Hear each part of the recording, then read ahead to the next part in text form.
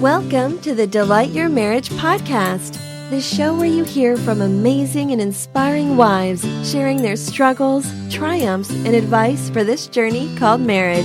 Here's your host, Bella Rose. Hi there, this is Bella Rose, and I want to thank you so much for joining me today. I've got a great episode for you today, and I want to dive into why Peni matters to your marriage. Peni is my word for oral sex, and you'll listen to why I have that name in a little bit. But please listen in for the 8 reasons that oral sex is hugely helpful for your marriage. And I want to talk about why you might have some reservations in going for it. And then I want to give you a free resource. So definitely listen for the end to know how to get that, because this is a huge topic. It's hard to talk about, but it's really important. So listen in and I'll catch you on the other side.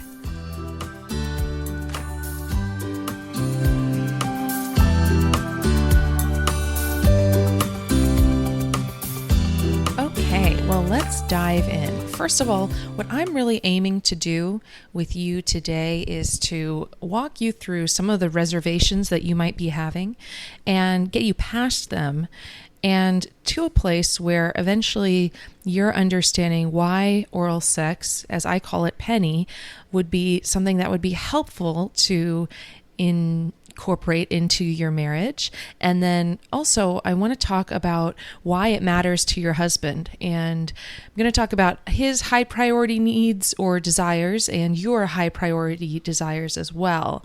And finally, I'm going to talk about why this flavor of intimacy is a particularly pleasurable and special delight for your husband.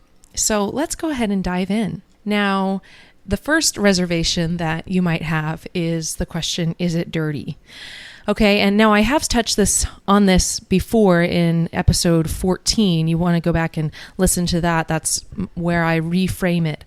But basically, I want to ask you to think about, why is your first instinct that this flavor of intimacy is dirty?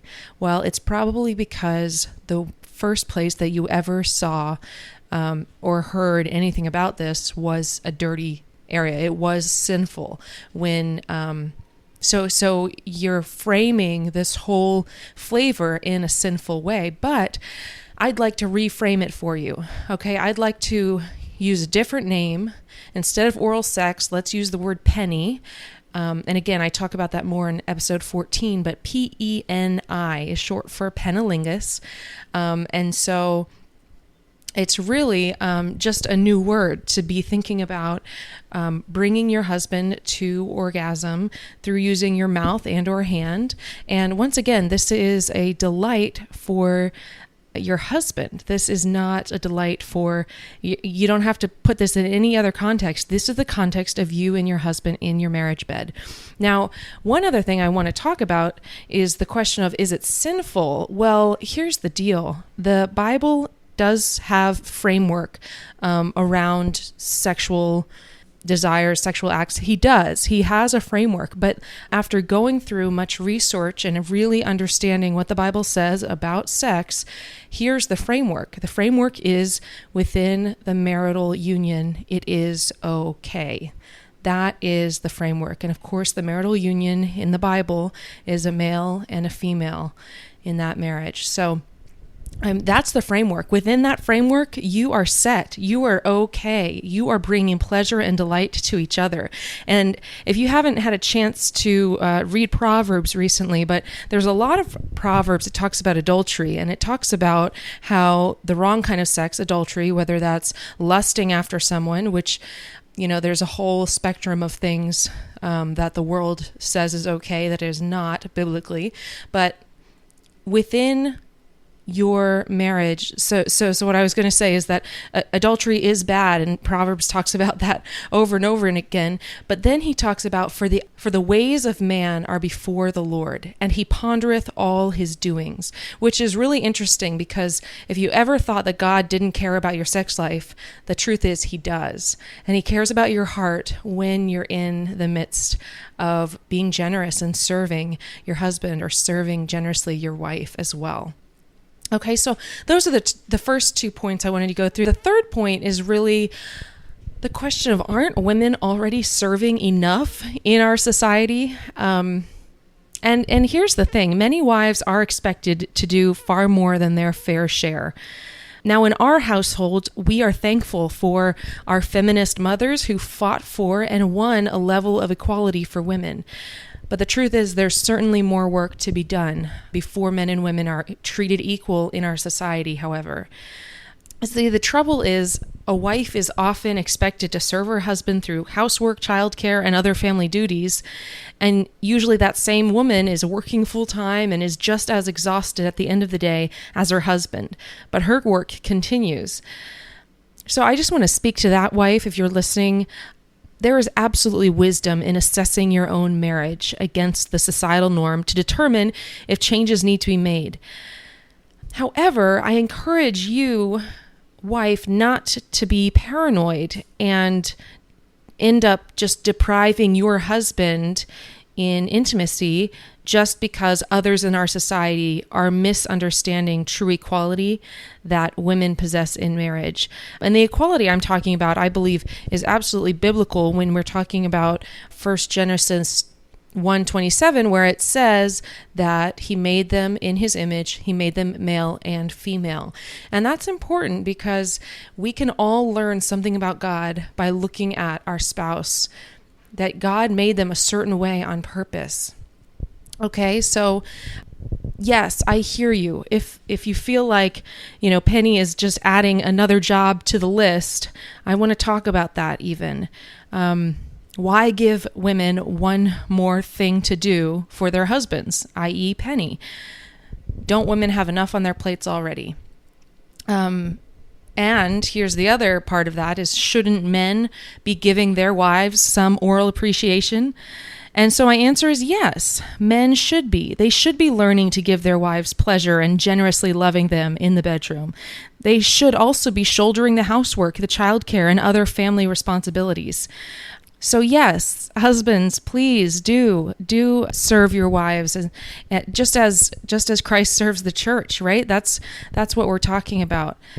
See, I teach women specifically on this topic because I believe a wife's proactivity in this area can encourage her husband to respond by meeting her highest priority desires. And I'll talk about this more soon. Let's talk about the goal of marriage anyway. I mean, ultimately, didn't we all stand at the altar or stand before the judge or wherever we stood to get married? Didn't we want that lifelong, happy, passionate, and fulfilling marriage? Isn't our aim to have and to hold, for better, for worse, for richer or poorer, in sickness and in health, till death do us part? So who's responsible for meeting those goals? Each partner has a part to play in achieving the goal, right? And you are not the only part of the equation, but you are the only part that you can control. So it is your responsibility to take action, the actions you can take towards this goal. And here's my heart really is that if you go ahead and do the work that you know is important to your husband, I believe he will then have a great response to that in seeking to do his own part of the equation. But let me talk about high priority desires. This is very important. Priorities, right? Priorities are huge. I mean, think about when you are going to the grocery store to make a wonderful chicken dinner that night. Now, there's a couple things that are higher priority on the list than some things. For example, maybe you had intended to do this chicken dinner by the evening. So if you did not pick up the chicken, for example, and instead went for a pack of gum, somebody forgot about the priorities, right? The chicken is the most important part.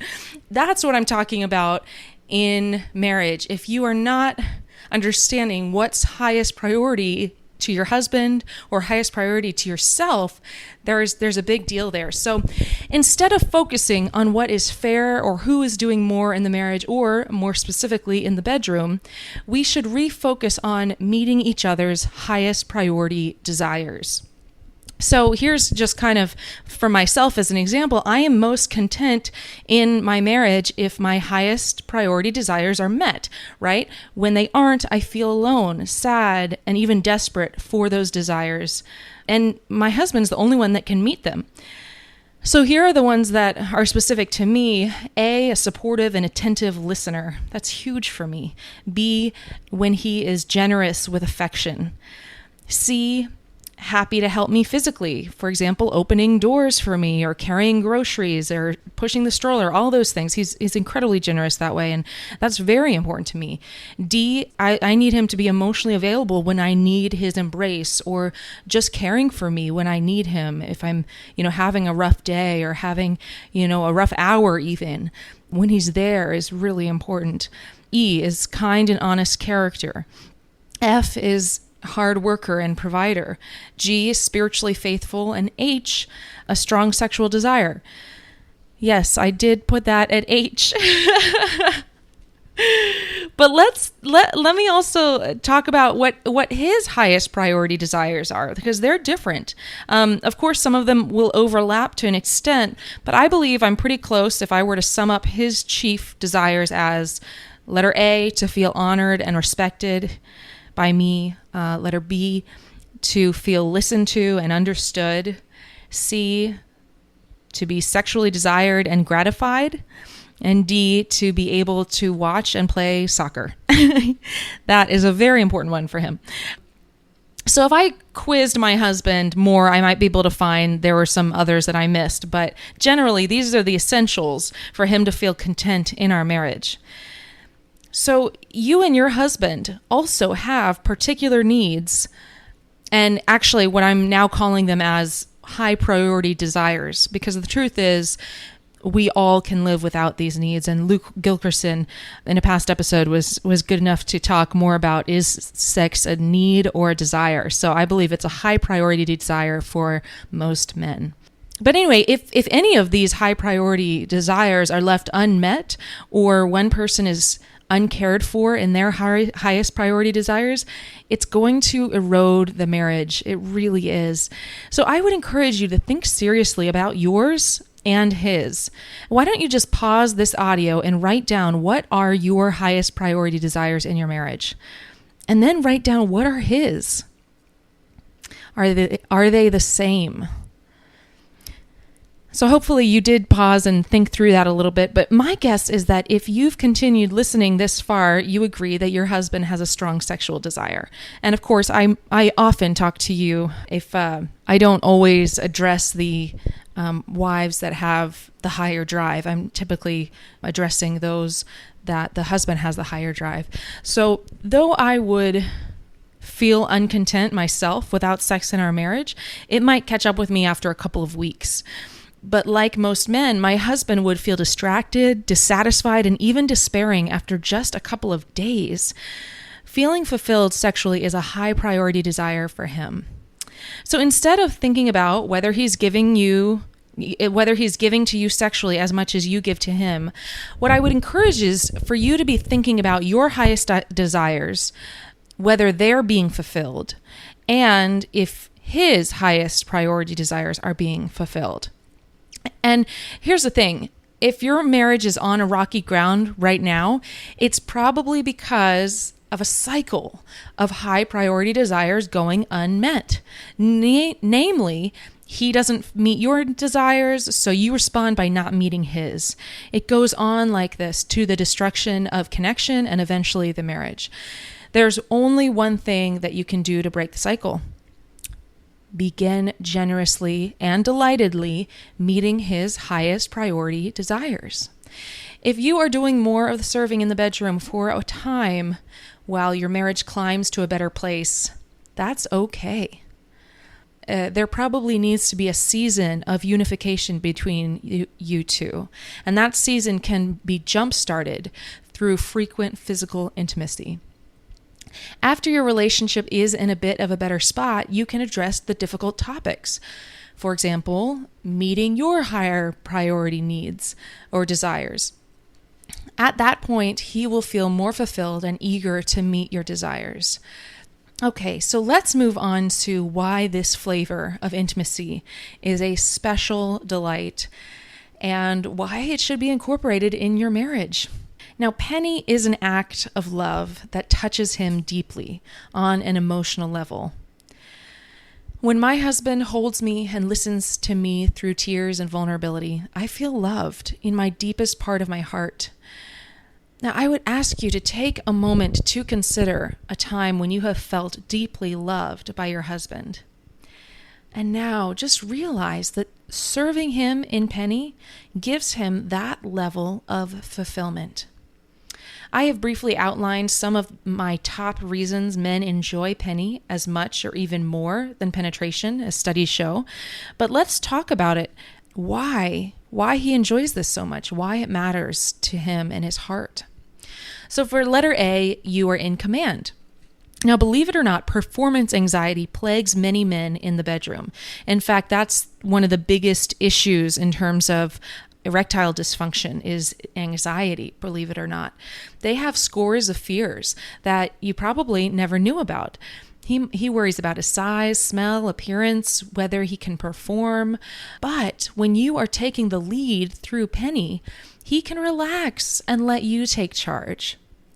Okay, so letter B, visual.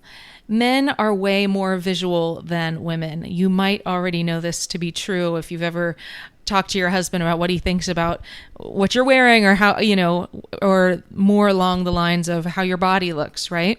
He loves your curves. Depending on your position and attire, the experience provides him with very gratifying views, which are incredibly pleasing to his eyes. Letter C, being served. I mean, just as we all enjoy being doted on, it is especially enjoyable for his wife to consider his likes and to deliver accordingly. It is also a wonderful joy for you to know what makes him go wild and bring him to magnificent bliss all on your own. And letter D, there's no risk of pregnancy. So depending on the season of your marriage, he may enjoy this sexual activity without being worried that he'll need to use some kind of protection. So that's a great perk to this flavor of intimacy. Letter E, it feels great. Many intimate options are enjoyable for him, but your mouth, lips, and tongue provide a variety of unique and wonderful sensations. Studies show, like I said, that most men actually enjoy Peni more than penetration, and I think the feeling is one of those reasons. Letter F, it makes him feel like a king. Now, this is one of my favorite parts here, is that all little boys have dreams of adventure and conquest, and little boys grow into men who still desire to win on the field, in the boardroom, or at the poker table. And serving him in this way makes his winning meter go way up. Don't you want to make your hubby feel like a king? Peni is the way. Truly, truly, truly. Okay, letter G, to feel wanted and to feel sexy.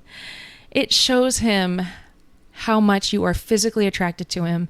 It shows him that you care deeply for who he is and what he desires and what makes him feel incredible. And letter H, you are honoring his essence. Let's dial this down a bit. There is no thing that he has treasured more since boyhood than his penis. It is the defining feature of a man, is it not? So realize this act of love touches him deeply on an emotional level. And I mentioned when my husband holds me and listens to me through tears and vulnerability, I feel loved in the deepest part of my heart. So take a moment to consider a time that you have felt deeply loved by your husband.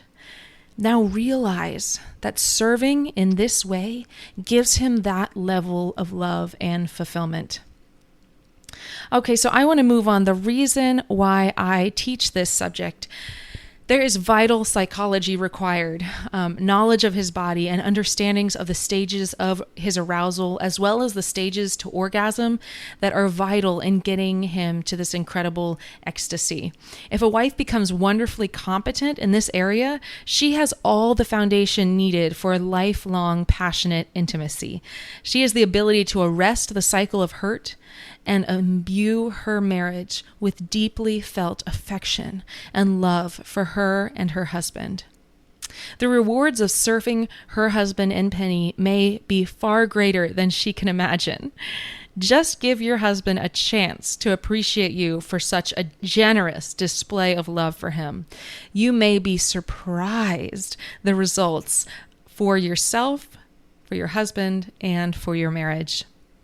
Well, thank you so much for tuning in. But before you dial off of this, I want to give you a very important and free gift. It's called The 4 Stages of His Best Oral Orgasm. It is the key to understanding how Peni works stage by stage. Okay, so that is free for you. Just go to delightyourmarriage.com/53, and I'm going to have it all linked up there. Again, it's delightyourmarriage.com/53. Thank you so much for joining me. God bless you.